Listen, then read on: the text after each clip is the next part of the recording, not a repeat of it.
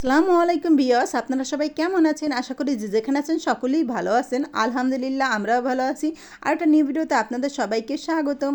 আজকে একটা পিঠা রেসিপি নিয়ে আসলাম, আর পিঠাটা কিন্তু একান্ত আমার রেসিপি। এখন চলে যাই পিঠাটা বানাতে। এখানে কিন্তু চুলার ভিতরে 1 কাপ পরিমাণ পানি দিয়ে দিলাম।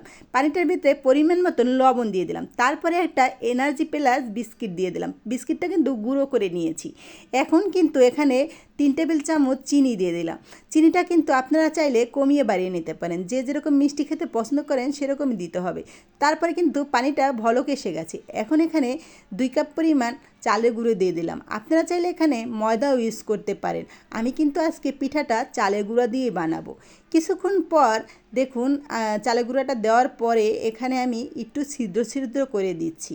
ছিদ্র ছিদ্র করে দিলে কি হবে, ভিতরের বাষ্পটা সুন্দর করে বের হয়ে আসবে। তারপর ঢাকনা দিয়ে 4 মিনিটের মতন রেখে দিলাম। চুলার আঁচটা কিন্তু এই পর্যায়ে মিডিয়াম আঁচে রাখতে হবে। 4 মিনিট পর খুলে দেখুন ভালো করে এটাকে উল্টে পাল্টে দিচ্ছি। যেরকম করে আমরা চালের রুটি বানাই সেরকম করে কাইটা ভালো করে কিন্তু করে নিতে হবে। যত পারফেক্টলি কাইটা হবে তত কিন্তু পিঠাটা খুব সুন্দর হবে। এই যে দেখুন, এখন কিন্তু আমি এটাকে আরেকটু ঢেকে রেখে দিব। কিছুক্ষণ ঢাকার পরে এটাকে চুলাটা কিন্তু আঁচটা বন্ধ করে দিব। আমি কিন্তু এটা 5 মিনিট ধরে সেদ্ধ করে নিয়েছি।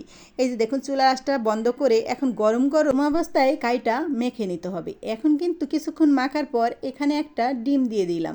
ডিম দিয়ে ভালো করে কাইটাকে মেখে নিতে হবে। এখানে চাইলে আপনারা একটু তেলও দিতে পারেন। এখানে কিন্তু আমি কোনো পানি দিইনি, ডিম দিয়ে ভালো করে কাইটাকে মেখে নিয়েছি। এই পর্যায়ে কাইটা দেখুন একদম এরকম হয়েছে।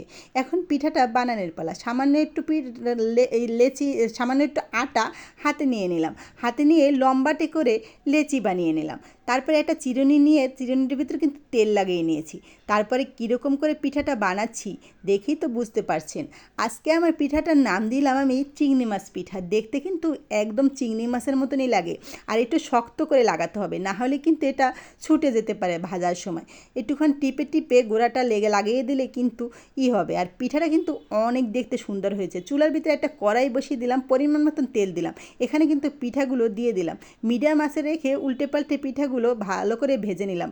আপনারা এই পর্যায়ে এরকম করেও খেতে পারেন, চিনির পরিমাণটা বাড়িয়ে দিলে।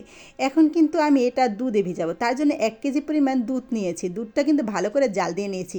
এখন পরিমাণ মতন চিনি দিয়ে দিলাম, সামান্য একটু লবণ দিলাম। যে কোনো মিষ্টি জিনিসে একটু লবণ দিলে কিন্তু মিষ্টিটার ব্যালেন্স আসে। তারপরে কিন্তু এখানে দারচিনি এলাচ দিয়ে দিলাম। কিছুক্ষণ জাল করার পরে এটা কিন্তু চুলার আঁচটা অন করে দিলাম। এখানে কিন্তু আমি পিঠাগুলো দিয়ে দিলাম। এই পর্যায়ে কিন্তু চুলার আঁচটা অনই থাকবে।